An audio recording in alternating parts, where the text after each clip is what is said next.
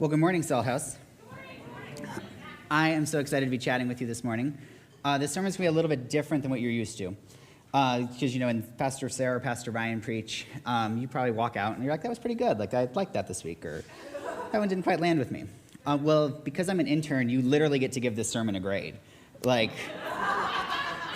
you can be like, that's an 85%. Or he gets high marks on delivery, but low marks on content.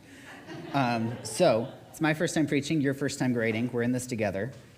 And here we go. We've been on quite a journey this fall. We've been reflecting on ways to hear from God in our lives, in our relationships with others, and in the world. Pastor Sarah took us through the Kairos circle and the three great loves of Jesus with the up, in, and out. And along the way, Pastor Ryan talked with us about all the ways that we see God in creation with the blessing of our pets. And then last week, he gave us some tools to look at how we see God in creativity and reconnect with ourselves in a world of shame. And then on Wednesdays, Pastor Eric has been leading us through discernment practices to hear from God in the voice of our genuine.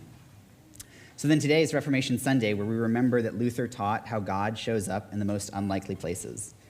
So with all that in mind, I want to suggest to you that these questions of how we hear from and connect with God and others can be engaged in the simplest of practices. And the practice I want to suggest is eating chocolate. Okay? I love chocolate. I eat chocolate every day. When I was in undergrad, my mom would send me a mason jar full of Kit Kats every week, and I would eat a mason jar full of Kit Kats every week. This very minute, the top shelf of my refrigerator is stocked with chocolate. I have chocolate with caramel, chocolate with fruit, chocolate with mint. You never know what kind of chocolate craving you're going to get, but I get a chocolate craving every night. So I'm prepared. But like I said, I think eating chocolate is a spiritual practice. It's a small, tangible thing we can do that invites us to pause and consider what God is saying to us. And it's interesting. Do you know what the scientific name of the chocolate fruit is?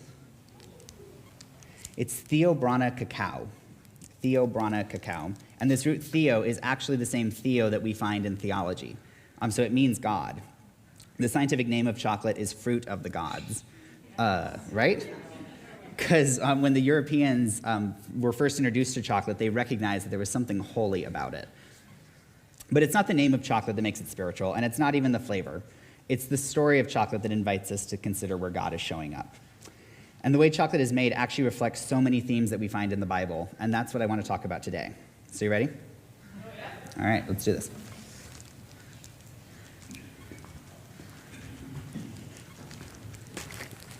Chris.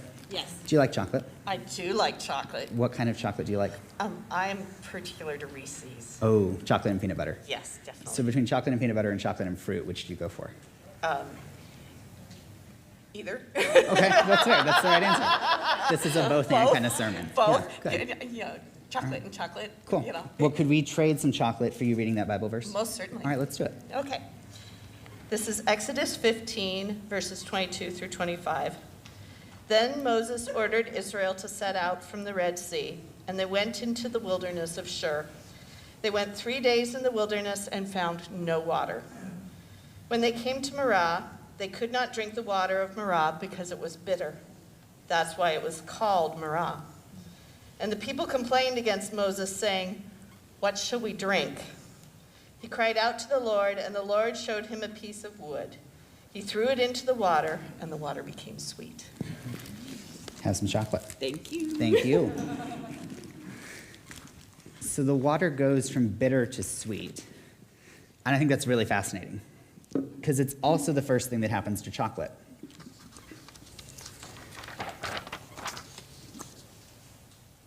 Did you know there are actually only two ingredients necessary for cocoa to become chocolate? So you have cocoa, which is made from the crushed up seeds of the cacao tree, and then they add sugar to that.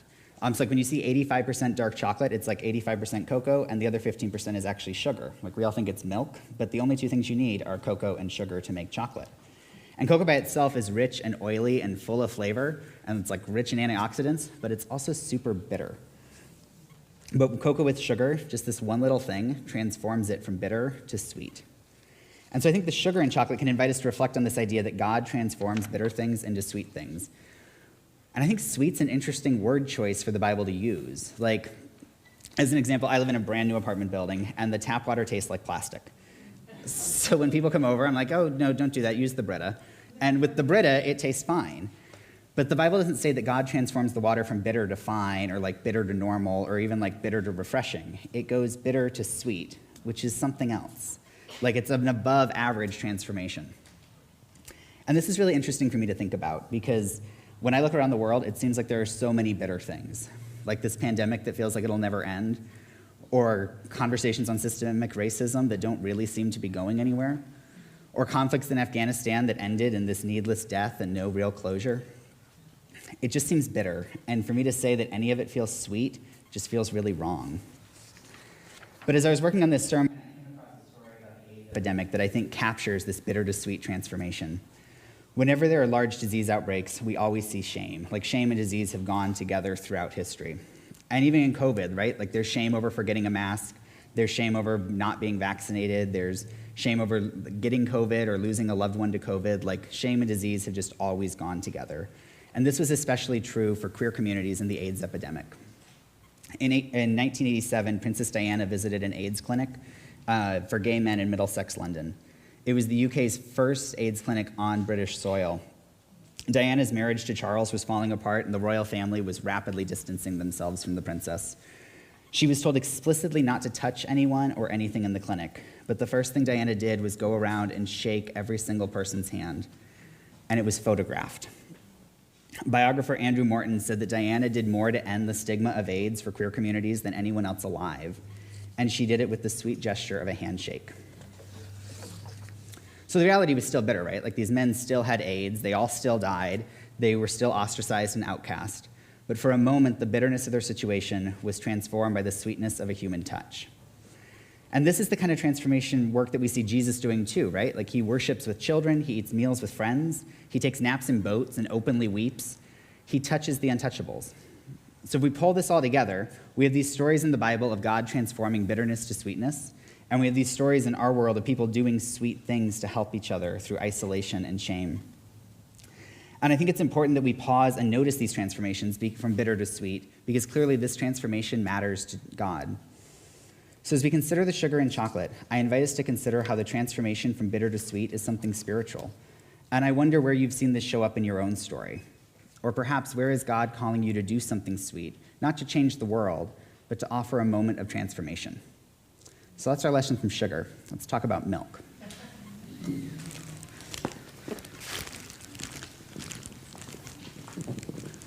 Pastor Tim, do you like chocolate?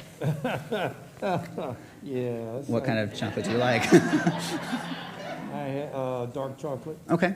Every morning I have a bowl of cereal, usually Cheerios, and a banana all cut up on top, or strawberries, and then a handful of dark chocolate. Okay, I like your style. Thank you. Yeah. So do I. Okay. Could you read a Bible verse for me? I also keep a bag of dark chocolate in the freezer, and that's my go-to snack during the day. Does that go immediately after breakfast, or is it later? It can. Okay. All right, I like the pairing. I go anytime. Cool. Well, I will trade you some chocolate. I don't think there's anything dark in here, but I That's can right. trade you some milk chocolate. It's Halloween. I cross to the other side. The proletariat chocolate gets There brought you up go. this time. Okay. A reading from Romans. But if you call yourself a follower and rely on the law and boast of your relation to God, and know God's will and determine what is best because you are instructed in the law, and if you are sure that you are a guide to the blind, a light to those who are in darkness, a corrector of the foolish, a teacher of children, having in the law the embodiment of knowledge and truth, you then that teach others, will you not teach yourself? While you preach against stealing, do you steal? You that forbid adultery, do you commit adultery? You that hate idols, do you rob temples? You that boast in the law, do you dishonor God by breaking the law? For as it is written, the name of God is blasphemed among all believers because of you. Have some chocolate. It may take a while. I understand. Okay. Cool. Thank you. So that's kind of heavy stuff. Jason, I think the battery in the handheld died. You who preach against stealing, do you not steal? Let's just pause that for a second and keep talking about chocolate. So who likes milk chocolate? Okay. So the funny thing about milk chocolate is, like I said, there's not even milk in chocolate. Like, all you need for chocolate is cocoa and sugar. The creamy texture actually comes from heating the sugar. The milk is added to dilute the chocolate. So milk has this effect on your taste buds where it sort of numbs them and blocks them from tasting the food. And so, like, this is why when you eat spicy food, they tell you to drink milk with it. The milk dulls your senses so that the other flavors are kind of masked.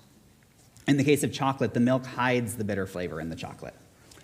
But before milk gets added to chocolate, the chocolate actually goes through a lot. Do you know where these chocolate trees like indigenously grew back in the day? South America.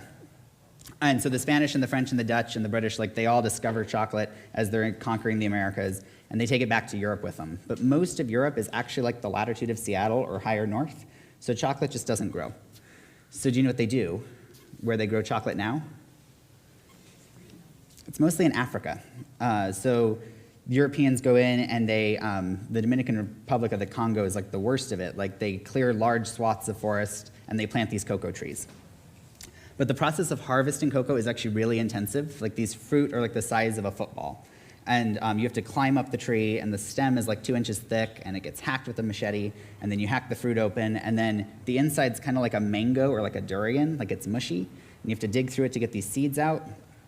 And then the seeds get crushed and dried in the sun, and then they go fermenting in a box, and it's all like really labor intensive. And to this day, most of that work gets done by children who don't get paid to do it. The word in the Bible for this is slavery. In researching this sermon, I found that the UN estimates that 8 million children are currently enslaved in the chocolate industry. So here I am, a good woke millennial, trying to become a pastor. Like, I rage against colonization, and I rage against racism. I posted the black square on Instagram, and I pray for justice. But I love chocolate. I love chocolate. I eat chocolate every day. Like, the top shelf of my refrigerator, stocked with chocolate, chocolate with caramel, chocolate with fruit, chocolate with mint. And I love chocolate. And despite the legacy of colonization and environmental destruction and slavery, I love chocolate. And I think this is what Paul is getting at with these verses that Pastor Tim read, that you who preach against stealing, do you not steal? As much as I hate slavery, I eat chocolate. So I'd rather not taste those bitter flavors of slavery when I eat my chocolate. I'd rather the sugar make it sweet and the milk dull the bitter facts away, because as much as I hate slavery, I don't think I could give up chocolate. And I want to do the right thing, but it's just about impossible to do it all the time. And that kind of sucks. So I think the milk and chocolate invites us to reflect on this. Like, when Paul says, you who preach against X, do you not benefit from X?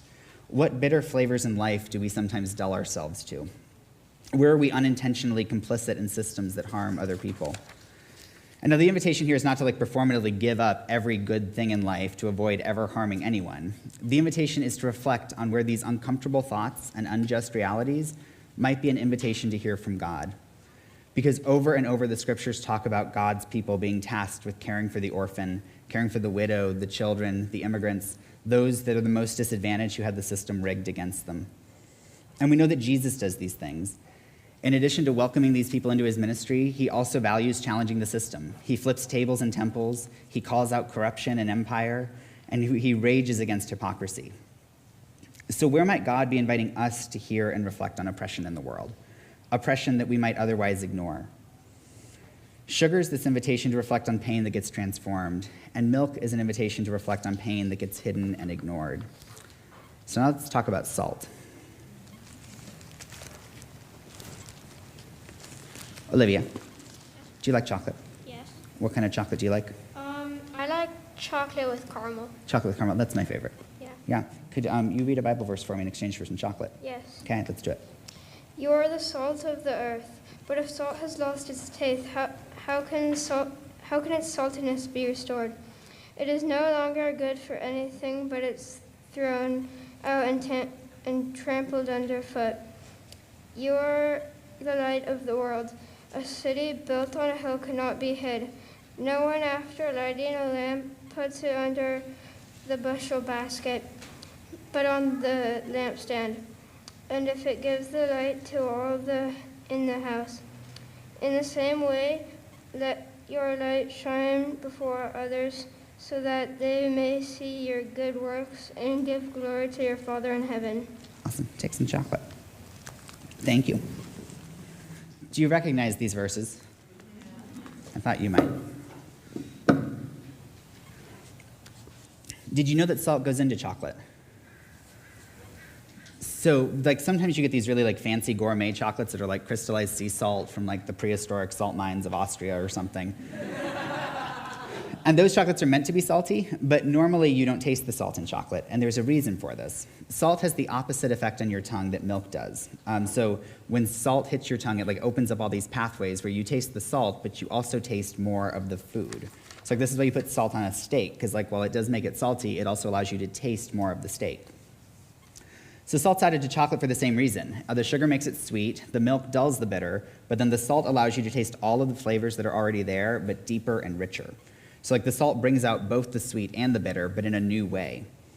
So when we end each worship service at Salt House with these words from Jesus, "Go be salt and light in the world," it's all about bringing out the flavors that are already there. So just like salt brings out sweetness, we can do the same by pointing out the good things in our world that God is transforming. Because we, as Jesus followers, know that God transforms pain, but we know it doesn't happen overnight. When Shakespeare says that what wounds did ever heal but by degrees, we know that healing and transformation happen through the small, sweet ways that we care for one another. So when we see these sweet moments of transformation, our call as salt is to announce them to the world. And we do this every Sunday at Salt House, right? With "This is good." But we can do it every day by announcing where we see God's goodness. And salt also brings out the bitter. And we can do this too, because we also know that God hates oppression and suffering. And we see that God over and over again tasks humans with taking on systemic injustice. Jesus models this for us in his ministry. And so too can we reflect on where God is calling us to stand up and speak out. We're called not to mask the bitterness like milk, but to bring attention to it, to flip tables and call out injustice in the system. And we can reflect on our own participation in it. So the salt and chocolate invites us to reflect on this. What unique flavor do we notice in the world? What can we do to call attention to what God is already doing among us? And what can we do to raise awareness of injustice? So that's my argument, that chocolate is a spiritual practice. That all around us, God is inviting us to witness transformation and to tell people about it. And that all around us, God is also inviting us to take notice of injustice and tell people about it. We see this in Scripture, we see this in our stories, and we can be reminded of it through simple practices like eating chocolate. So at the pumpkin party later, I'll be roaming around with my bowl of chocolate, and I invite you to come grab a piece. And if you notice what I did, I told you at the beginning you get to grade me, and now I'm offering you chocolate. So that's how this internship thing works. And maybe chocolate isn't your thing. Like, maybe this whole time you've been like, I actually hate chocolate, or can we get a sermon on gummy bears next week? Or maybe you're just thinking, if he says chocolate one more time, I'm out. So if we step away from the metaphor for just a second, the invitation is this. Where is God showing up in unusual places? Where do we see pain being transformed? Or where do we see injustice that no one's talking about? And where might God be calling us to say something or do something about it? These questions are all around us, whether it's in chocolate or something else. But all we have to do is notice. Amen? Amen. Amen.